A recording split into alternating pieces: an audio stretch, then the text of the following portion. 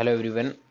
आज हम लोग MPT 7 जो हमारा हुआ था 24 जनवरी को, उसका केमिस्ट्री पेपर का सॉल्यूशन देख रहे हैं ना। तो एक एक करके देख लेते हैं हम लोग। सबसे पहले क्वेश्चन नंबर 31 सरफेस केमिस्ट्री का क्वेश्चन है, इजी क्वेश्चन है। देखो, हमें पता है कि जब भी सॉलिड सरफेस पर गैस का एड्सॉर्प्शन होता है तो जो एक्सोथर्मिक प्रोसेस होता है, मतलब डेल्टा एच क्या होता है, नेगेटिव। ये नेगेटिव क्यों होता है? क्योंकि जब सॉलिड की सरफेस पर गैस पार्टिकल आके एड्जॉर्ब हो जाते हैं तो उनका रेंडमनेस कम हो जाता है। डिग्री ऑफ रेंडमनेस कम होता है, मतलब उसका जो एंट्रोपी होता है वो क्या हो जाता है, नेगेटिव हो जाता है। इसलिए एक ऐसा प्रोसेस होता है एक्सोथर्मिक। इस अकॉर्डिंग हमारा आंसर क्या आ जाएगा, सेकेंड।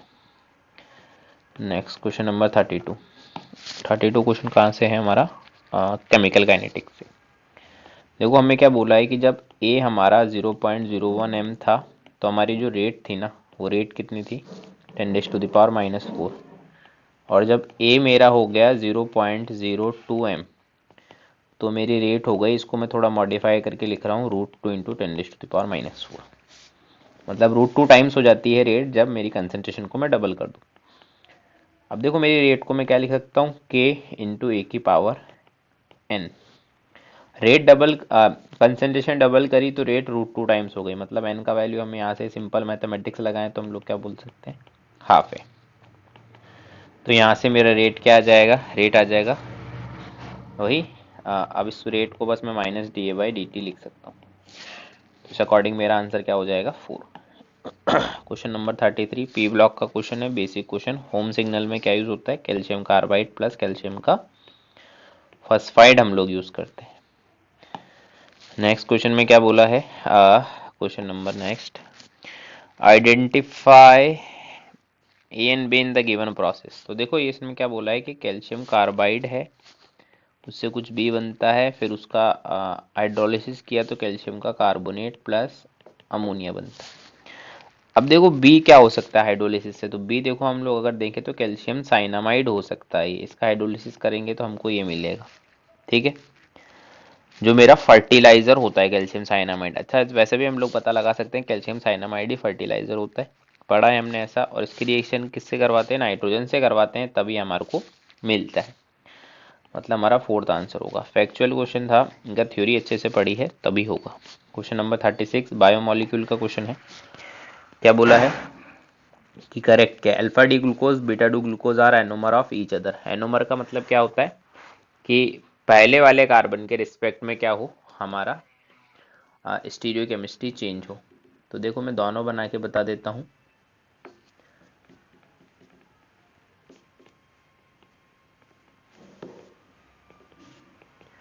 साइक्लिक फॉर्म हमारे ग्लूकोज की। तो देखो, यहाँ से कार्बन नंबर 1 स्टार्ट है, 1 2 3 4 5 और ऊपर होता है 6। 1 2 3 4 5 ऊपर होता है 6। क्या क्या होता है यहाँ पर देखो, इसमें H OH OHH OHH फिर OH और CH2OH। सेम लिख दो यहाँ पर भी, है ना, कोई चेंज नहीं करेंगे हम लोग, सेम सा लिख देंगे।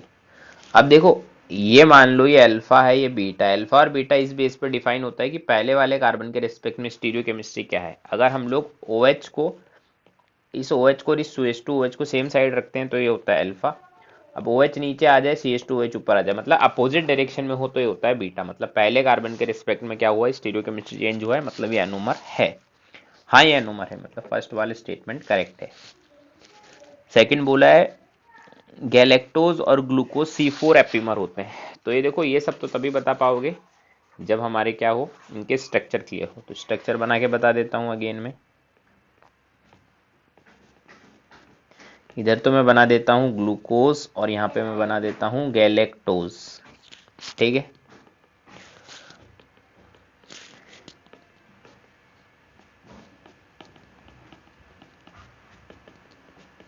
ये तो हो गया मेरा ग्लूकोज, और इधर मैं बना देता हूँ क्या, गैलेक्टोज का स्ट्रक्चर।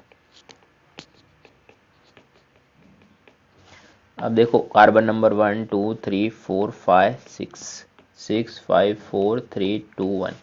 एपीमर का मतलब क्या होता है? एपीमर का मतलब ऐसे डाइस्टीरियोमर जो सिर्फ एक कार्बन के रिस्पेक्ट में जिनका स्टीरियोकेमिस्ट्री चेंज हो। यहाँ पर देखो 4 वाले कार्बन के रिस्पेक्ट में स्टीरियोकेमिस्ट्री चेंज हो रहा है, इसलिए क्या है? C4 एपीमर है, मतलब सेकंड वाले स्टेटमेंट भी करेक्ट है। थर्ड बोला है मोनोमर, नहीं सॉरी थर्ड इधर है, सुक्रोज इज रिड्यूसिंग शुगर, नहीं रॉन्ग है, ये तो रॉन्ग है। क्यों? क्योंकि हमने पढ़ा है थ्योरी में कि एक तो जितने भी मोनोसेकेराइड होते हैं वो रिड्यूसिंग शुगर होती है, और जितने भी ऑलिगोसेकेराइड होते हैं रिड्यूसिंग शुगर होती है, except sucrose, sucrose reducing sugar नहीं है, तो ये रॉन्ग हो गया। फोर्थ बोला है, फोर्थ अगेन फैक्चुअल है कि जो ब्यूना एस होता है, सॉरी ब्यूना एन, उसका जो मोनोमर होता है वो क्या होता है? वह ब्यूटाडाइन और अक्रेलोनाइट्राइल है ना। अक्रेलोनाइट्राइल कैसा बनेगा हमारा? ये बनेगा CH2 डबल बॉन्ड CH तो हमारा आंसर क्या आ जाएगा? Third. Question number 37 again reaction based fact based question है। हमें पता है कि अगर हम लोग सल्फाइड आयन की रिएक्शन करवाते हैं सल्फर से in presence of some basic medium, तो हमें थायोसल्फेट मिल जाता है। क्वेश्चन नंबर 38 में क्या बोला है? अगेन क्वालिटेटिव का क्वेश्चन है। Sodium nitroprusside giving colour in a reaction the oxidation state. अब देखो ऐसा होता है, ये हमारा सोडियम नाइट्रोप्रोसाइड वाली रिएक्शन लिख दे रहे हैं हम लोग, CN5NO, ये +1 में होता है। ये किससे रिएक्शन कर रहा है? सल्फाइड आयन से, और हमें क्या मिलता है? Na4 FeCN5NOS, ऐसा कुछ मिलता है ना। अब बोला है ऑक्सीडेशन स्टेट ऑफ आयरन, देखो यहाँ पर आयरन +2 में रहता है, यहाँ पर आयरन किस में चला जाता है? +2 में ही चला जाता है। क्यों? क्योंकि यहाँ पर कुछ ऑक्सीडेशन स्टेट में चेंज नहीं हुआ है, इस पे पूरे पे चार्ज जो इधर उधर गया है वो ऊपर ओवरऑल पे चार्ज चेंज हुआ है, ठीक है। तो ऑक्सीडेशन स्टेट चेंज नहीं होता हमारे इसका आयरन का। 39 क्वेश्चन में क्या है? करेक्ट क्या है? तो देखो करेक्ट सिंपल सा रिएक्शन है कि जब हम लोग इसका रिएक्शन किससे करवाते हैं? Cl2 वाटर से करवाते हैं इन सब एसिडिक मीडियम, तो हमको क्या मिलता है? हमको आयोडिक एसिड मिलता है, मतलब HiO3, और ये कलरलेस सॉल्यूशन होता है आयोडिक एसिड का, है ना। जैसे पहला वाला स्टेटमेंट ये रॉन्ग है। क्यों? क्योंकि देखो इसने लिखा है क्या? ठीक है, हमारे को Cl- आयन सॉलिड लेना पड़ता है, हमारे को डाइक्रोमेट आयन सॉलिड लेना पड़ता है, उसमें H2SO4 डाल दो तो यहाँ से डीप रेड वेपर जनरेट नहीं होगी, यहाँ से सिर्फ CrO3 ही मिलेगा हमें। उसमें जब HCl की 2 मोल और मिलाओगे तब Cl2 का डीप रेड वेपर्स हमें मिलेगा, ऐसे नहीं मिलेगा। ऐसे ही सेकंड स्टेटमेंट में ऑरेंज रेड कलर नहीं मिलता हमें, ब्लू ब्लैक टाइप का कलर हमें मिलता है। तो ऐसे हम लोग इस क्वेश्चन को करेंगे, तो फर्स्ट मेरा करेक्ट हो जाएगा। 40th क्वेश्चन, 40 में क्या बोला है? 40 में बोला है हमारे को कि क्या है ये, है ना। तो सिंपल सा रिएक्शन दे रखा है, Y colourless gas with irritating smell, ठीक है। और फिर इसमें डाला है तो ग्रीन कलर मिलेगा, है ना। ग्रीन कलर किसका मिलेगा? Cr3+ का मिलेगा। एक्स और वाई क्या होंगे? तो देखो ऐसा होगा, सल्फाइड आयन होगा, वो जब H2SO4 से रिएक्शन करेगा तो क्या होगा? वो क्या बन जाएगा? SO2 गैस बन जाता है ना। इरिटेटिंग स्मेल होती है, मतलब सल्फर बर्निंग स्मेल टाइप आती है, बर्निंग क्रैकर जैसी स्मेल आती है।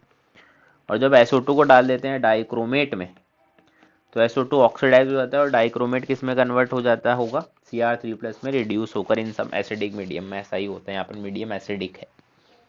तो यहाँ से एक्स और वाई क्या हो गए मेरे? एक्स और वाई हो गए SO3 2- और SO2, ठीक है। Next question number 41 again factual question है, पॉलीमर का क्वेश्चन है कि monomer of the given polymer is, जो पॉलीमर है इसका मोनोमर क्या होगा? ये हमको जो दे रखा है वो ब्यूना एन दे रखा है, ब्यूना एन दे रखा है, पॉलीमर है, उसका मोनोमर क्या होगा? 1,3-ब्यूटाडाइन प्लस अक्रेलोनाइट्राइल। अक्रेलोनाइट्राइल थोड़ी देर पहले ही मैंने बनाया था, वो ऐसा होता है।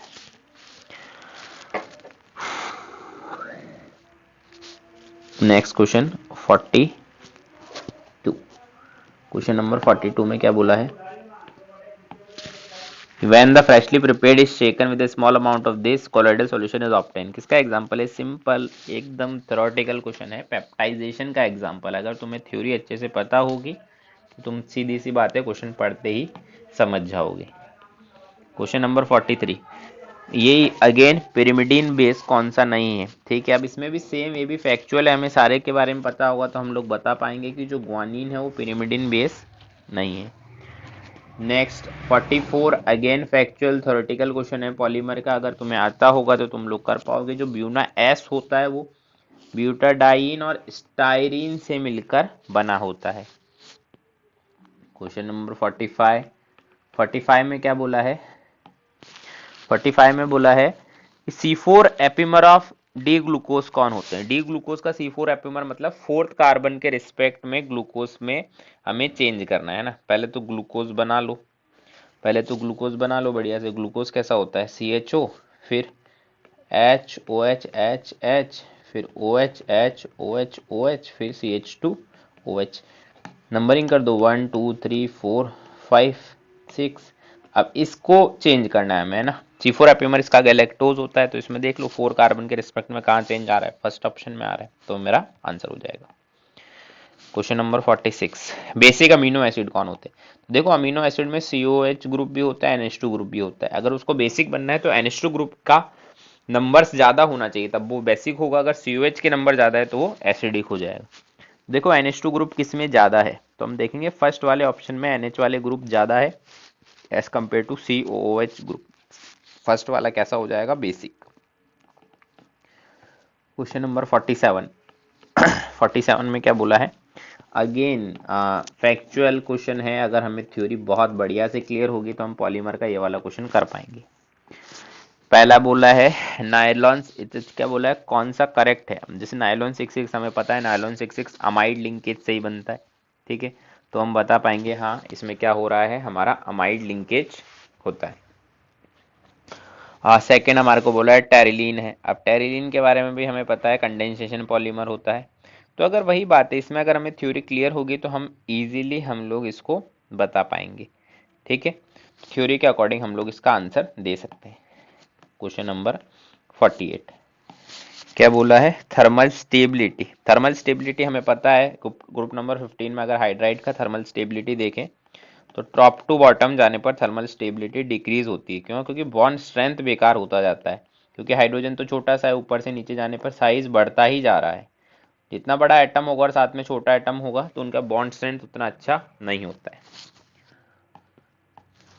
Question number 49। 49 में क्या बोला है कि कोगुलेटिंग वैल्यूज का ऑर्डर बताना है। तो देखो हम लोग बोलते हैं यहाँ पर, देखो कैटायन तो सेम है सभी में, Na+, एनायन अलग अलग है, Cl-, सल्फेट और फॉस्फेट। एनायन पर चार्ज बढ़ रहा है, तो देखो चार्ज बढ़ता है तो हमारी जो कोगुलेटिंग वैल्यू है ना, कोगुलेटिंग वैल्यू कम होती जाती है। कोगुलेटिंग पावर की बात नहीं हो रही यहाँ पर, कोगुलेटिंग वैल्यू की बात हो रही है। तो चार्ज बढ़ेगा तो कोगुलेटिंग वैल्यू जो होती है हमारी कम होती जाती है, तो हमारा ऑर्डर आएगा वो ये आएगा। क्वेश्चन नंबर 50 अगेन वही है, जिनोन के फ्लोराइड्स की हमें क्या करनी है, हाइड्रोलिसिस करनी है। सिंपल रिएक्शन है, हमें XgO3 और HF मिल जाएगा। स्टेप बाय स्टेप हाइड्रोलिसिस अगर हम लोग करते जाएंगे तो। नेक्स्ट सेक्शन 2 पर आ जाते हैं। सेक्शन 2 में क्या बोला है हमारे को? इंटीजर वाले क्वेश्चन है, ठीक है। तो इसमें से कोई भी 5 अटेम्प्ट करने होते हैं, बट हम लोग सॉल्यूशन तो सारे ही 10 के 10 का देखेंगे। सेकेंड ऑर्डर रिएक्शन के लिए क्या बोला है? ग्राफ प्लॉट किया है किसके बीच में, ऐसा। तो देखो हमें पता है क्या होता है, 1/CT - 1/C0 equal to KT होता है। ग्राफ दिया है 1/CT और T के बीच में, मतलब 1/CT equal to 1/C0 plus KT, ठीक है। ऐसा हमें बोला है, मतलब ये क्या है, ये y equal to mx plus c, ऐसा कुछ है। अब पूछा क्या है हमें, tan थीटा 1 दे रखा है, tan थीटा दे रखा है 1, मतलब m का वैल्यू 1 दे रखा है, मतलब जो कि k है, ठीक है। ox ये लेंथ दे रखी है, मतलब 1/C0 की वैल्यू दे रखी है 3। y इंटरसेप्ट दे रखा है, the rate of reaction at beginning is x, then 9x equal to. तो देखो हमारे को पता है जो रेट होता है रिएक्शन का वो क्या होगा, k इंटू ए की कंसेंट्रेशन की पावर 2, क्योंकि सेकेंड ऑर्डर रिएक्शन है, k का वैल्यू 1, एक की वैल्यू मतलब इनिशियल, मतलब वो C0 होगा उसका स्क्वायर, C0 का वैल्यू है 1/3 तो 1/9, 9x का वैल्यू पूछा है मतलब 1/9 इंटू 9, तो ये 1 आंसर आ जाएगा मेरा। Question number 52। 52 में क्या बोला है, in the decomposition of ammonia is found that the initial total pressure T half was, ठीक है, जब पहला इनिशियल पी नॉट दे रखा था 50 तो टी हाफ था हमारा 3.64, और जब 100 टॉर कर दिया इनिशियल प्रेशर को तो जो मेरा टी हाफ हो गया 1.82 हो गया, मतलब आई थिंक हाफ हो गया है ना। तो हमें पता है T half is directly proportional to P naught की power 1 minus N. T half 3.64 divided by 1.82 equal to 50 upon 100 की पावर 1 माइनस एन, एन का वैल्यू 2। कैलकुलेशन है बस यहाँ पर, है ना। Question number 53। 53 में देखो क्या बोला है, 53 में बोला है when a graph is plotted between log x by m and log p, ठीक है, it is straight line with angle this, intercept is this, if initial pressure is this, what will be the gas adsorbed per gram of the adsorbent is x, then 10x6। तो देखो हमें पता है क्या x by m equal to होता है k p की power 1 by n, तो log x by m equal to क्या होगा, log k plus 1 by n log p, ठीक है। अब ग्राफ प्लॉट किया है log x by m versus log p, इसलिए तो मैंने log लिया था। तो देखो m का वैल्यू है 1 बाय n जो दे रखा है 1, क्योंकि 45 डिग्री दे रखा है, y इंटरसेप्ट मतलब log k का वैल्यू दे रखा है 0.3010, मतलब log 2, मतलब k का वैल्यू आ गया है 2। तो x बाय m क्या होगा, 2 इंटू पी की पावर 1 बाय n, मतलब 1 बाय 1, 0.3 है प्रेशर इनिशियली, तो x बाय m आ गया है मेरा 0.6। x बाय m ही तो यही चीजें तो बताता है, x बाय m पर ग्राम कितना एब्जॉर्ब हुआ है, अब उसको 10 से मल्टीप्लाई करना है तो हमारा आंसर 6 आ जाएगा। Question number 54। 54 में क्या बोला है, एलोज और ग्लूकोज के बारे में बात करी है। देखो क्वेश्चन में क्या बोला है कि हम लोग एक तरफ तो एलोज बना लेते हैं, एक तरफ एल ग्लूकोज बना लेते हैं, एक तरफ एक बार डी एलोज बना लेते हैं। ग्लूकोज क्या होगा, CHO CH2OH OH H OH OH। L वाला बनाया है तो डी का मिरर इमेज ले लिया। एलोज बनाएंगे तो एलोज में क्या होगा, एक तरफ H H होंगे और एक तरफ OH OH होंगे। अब बोला है कितने कार्बन के रिस्पेक्ट में इनका जो वो है हमारा स्टीरियोकेमिस्ट्री है वो चेंज हो रहा है। तो देखो एक तो ये सेकंड वाले कार्बन के रिस्पेक्ट में स्टीरियोकेमिस्ट्री चेंज हो रहा है, एक फोर्थ वाले के रिस्पेक्ट में और एक फिफ्थ वाले के रिस्पेक्ट में स्टीरियोकेमिस्ट्री चेंज हो रहा है। अब इनका सम कर दो बस, यही तो बोला है उसने, सम करने पर हमारा आंसर क्या आएगा, 11। Question number 55। 55 में क्या बोला है, 55 में बोला है decomposition of A follows first order kinetic by the following equation: 4A gas gives B gas plus 2C gas if initially total pressure was 800, initially total 800 है, आफ्टर 10 मिनट ये 650 हो जाता है, तो हाफ लाइफ बताना। देखो इनिशियली ये 0 0 होंगे, अब मान लो इसमें से अगर 4p प्रेशर कम हुआ तो यहाँ p जनरेट होगा या 2p जनरेट होगा, मतलब ये कितना हो गया 800 माइनस p, वो कितना दे रखा है 650, मतलब p जो प्रेशर हुआ है वो कितना आया 150। तो यहाँ पर ये कितना हो गया 150 इंटू 4, ये तो 200 बचा, ये 150 जनरेट हुआ और ये हुआ जनरेट 300, ठीक है। अब हमें पता है क्या, के टी इक्वल टू होता है ln a upon a minus x. के का वैल्यू पता है, नहीं पता, कोई बात नहीं। के इक्वल टू टी कितना है 10 मिनट, ln a कितना था इनिशियली था 800, बाद में कितना हो गया a माइनस एक्स, मतलब बचा कितना है 200, तो k क्या आ गया 1/10 इंटू ln 4, मतलब ln 2/5। अब देखो टी हाफ कितना होता है, T half is ln 2/k, तो यहाँ से टी हाफ कितना आ गया 5 मिनट, बस हो गया सो। Question number 56। 56 में क्या बोला है कि हमारे पास देखो पोटेशियम डाइक्रोमेट है, इसकी रिएक्शन Cu2S से करवाई इन सम एसिडिक मीडियम, तो हमें मिला है Cu plus plus 2 plus plus SO2 plus, ये क्रोमियम 3 प्लस में चला जाता है एसिडिक मीडियम। तो देखो ये तो +6 से +3 में जा रहा है ना, तो यहाँ पे तो इसका वैलेंसी फैक्टर आ गया 6, वो हमें निकालना आना चाहिए वैलेंसी फैक्टर। कॉपर +1 में, ये -2 में, तो कॉपर +1 से +2 में जा रहा है तो वैलेंसी फैक्टर हो गया 2। ये -2 से +4 में जा रहा है तो वैलेंसी फैक्टर हो गया 6। अब देखो हम लोग क्या बोलेंगे यहाँ पर, equivalent of K2Cr2O7 is equal to equivalent of Cu2S।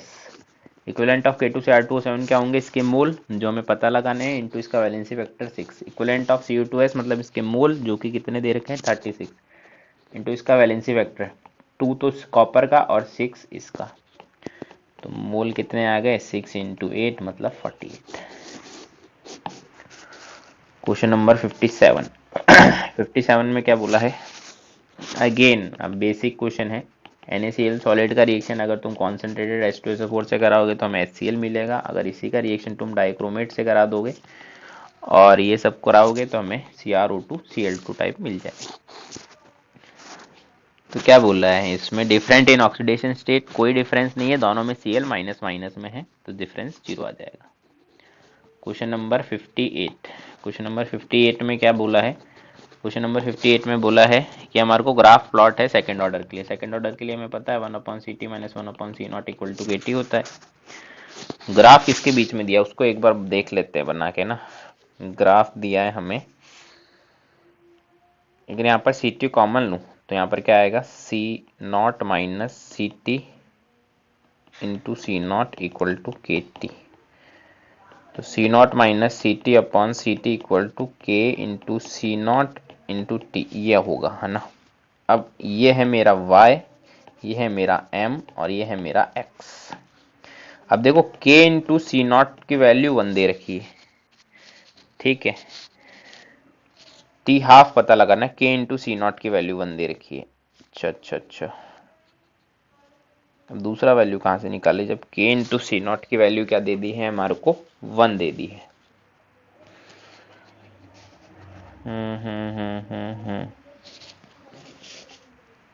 क्योंकि वो मेरा m था, तो T हाफ पूछा है। T हाफ क्या होता है 1/K/C0, तो 1/1 मतलब 1 मिनट आ गया मेरा T हाफ। मिनट्स में हमारा आंसर दे देंगे इतना 1। 59, क्वेश्चन नंबर 59 में क्या बोला है, at least how many half life should elapse for first order reaction so that reaction at least 95% complete. तो देखो पहले अगर 100 है तो एक हाफ लाइफ होगा तो 50 हो जाएगा, एक और हाफ लाइफ होगा तो 25 हो जाएगा, एक और हाफ लाइफ होगा तो 2.5 बचेगा है ना, एक और हाफ लाइफ होगा तो 6.25 बचेगा, एक और हाफ लाइफ होगा तो 3.125 बचेगा ना। तो एटलीस्ट 95% कंप्लीट होने के लिए 1 2 3 4 5 हाई लाइफ का रिक्वायरमेंट है, तो 95% से ज़्यादा रिएक्शन मेरा हो जाएगा। क्वेश्चन नंबर 60 में हमारे क्या पूछा है, हमारे से पूछा है कोगुलेटिंग वैल्यू, ये क्या होता है, millimoles of electrolyte millimoles of electrolyte divided by volume of sol in litre.